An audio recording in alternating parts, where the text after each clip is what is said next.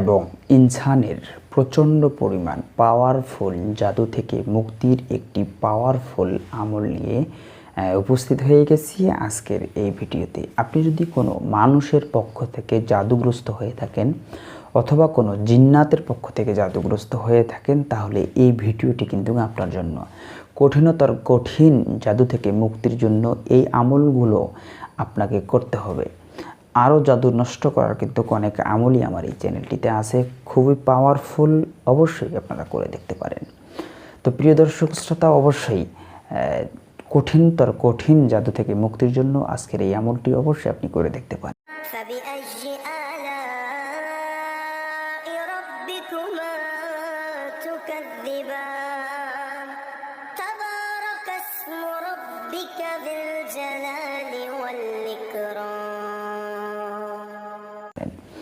ইন্নাল হামদুলিল্লাহ ওয়া সালাতু ওয়া সালামু আলা রাসূলিল্লাহ।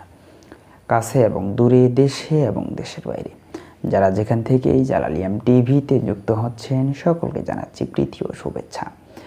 ইতিমধ্যেই আপনি যদি একজন নতুন সদস্য হয়ে থাকেন, অবশ্যই আমাদের এই চ্যানেলটিকে সাবস্ক্রাইব করবেন। নিত্য নতুন ভিডিও সকলের আগে পেতে অবশ্যই বেল আইকনে চাপ দিয়ে রাখবেন, কারণ প্রতিদিন এই ধরনের একটি করে ভিডিও নিয়ে আমি আপনাদের মাঝে উপস্থিত হয়ে থাকি। প্রিয় দর্শক শ্রোতা, আর যারা সাবস্ক্রাইব করেছেন সকলকে জানাচ্ছি অনেক অনেক ধন্যবাদ। আর স্কিপ করে দেখবেন না, কোনো একটা অংশ বাদ গেলে কিন্তু বুঝতে সমস্যা হবে। কথা না পারিয়ে আমি সরাসরি আপনাদেরকে আমলটি বলে দিব, কিভাবে কঠিনতর কঠিন জাদু থেকে মুক্তি পাবেন। জিন অথবা মানুষের পক্ষ থেকে যে জাদুগুলো করা হয়, একটা জিন যখন একটা মানুষের উপরে অ্যাটাক করে, একটা মানুষকে যখন সমস্যা করে বা দৃষ্টি করে, তখন কিন্তু সে একটা জাদু করে।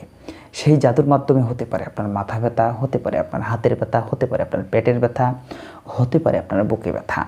বিশেষ করে মহিলাদের উপর যখন জাদু করে, তখন তাদের বুকে চাপ হয়, বুকে চাপ দিয়ে ধরে নিঃশ্বাস খাটো হয়ে যায়, অনেক সময় মাথার ব্যথা হয়, অনেক সময় এমন জাদু করে যেই জাদুর কারণে তাদের মিন্সগুলো কম বেশ হয়ে যায়। এই ধরনের অনেক জাদুই কিন্তু তারা করে থাকে। যখন একটা বদ দুষ্ট জিন্নাত আপনার উপর নজর করে, তখন কিন্তু সে কী করে দেয়, একটা জাদু করে দেয়। এখন সেই জাদুটা যদি সহজ হয়, আপনি দৈনিক যে আমলগুলো করেন এগুলোর মাধ্যমে কেটে যায়। আর যদি আমলটা খুব গুরুতর এবং কঠিন হয়, মানে জাদুটা যদি খুব কঠিন, মানুষের পক্ষ থেকেও কিছু জাদু করা হয়, টোটকা করা হয়, গুণ জ্ঞান করা হয়, যেটাই বোঝেন আপনাদের ভাষায়, এই জাদুগুলো কিন্তু অনেক সময় কি হয় না, এই জাদুগুলোর থেকে আমরা পরিত্রাণ পাই না, ভালো হই না। আবার অনেক সময় দেখা যায় আপনার বাড়িতে যদি কোনো কিছু দাফন করা থাকে, তাবিজ কবজ পোতা থাকে, কোনো শ্মশান ঘাটের মাটি বা কবরস্থানের মাটি যদি ছিটানো থাকে, বা বিভিন্ন ধরনের জাদুমন্ত্রর জিনিস যদি ছিটানো থাকে, সেক্ষেত্রেও কিন্তু এত সহজে আমরা এটা থেকে পরিত্রাণ পাই না। তো আজকের এই ভিডিওতে যেই সমস্ত আমল দিব, যেই আয়াতগুলো দিব, এই আয়াতগুলো যদি যেই নিয়মে বলবো, এই নিয়মে যদি ব্যবহার করতে পারেন, যতই কঠিন জাদু হোক না কেন, সে জাদু দূর হতে বাধ্য ইনশাআল্লাহ। এটা হচ্ছে কোরআনিক আমল। সেই আমলটি করতে পারেন আপনি নিজেই, যেতে হবে না কোনো কবিরাজের কাছে, আসতে হবে না আমার কাছেও। আপনি নিজে আমলগুলো করেন, আপনি কঠিনতর কঠিন যদি জাদুর রোগী হয়ে থাকেন, ইনশাআল্লাহ ফলাফল পাবেন। আপনাকে যে নিয়ম বলবো, সেই নিয়মে কিন্তু আপনাকে আমলটা করতে হবে। যদি আপনি চান, আপনি বালার ভিতরে, বালা নদীর পাড়ে আপনারা পেয়ে যাবেন, বালুর ভিতরে ফু দিয়ে আমলটা করতে পারেন, অথবা পানির ভিতরে ফু দিয়েও কিন্তু আমলটা করতে পারেন।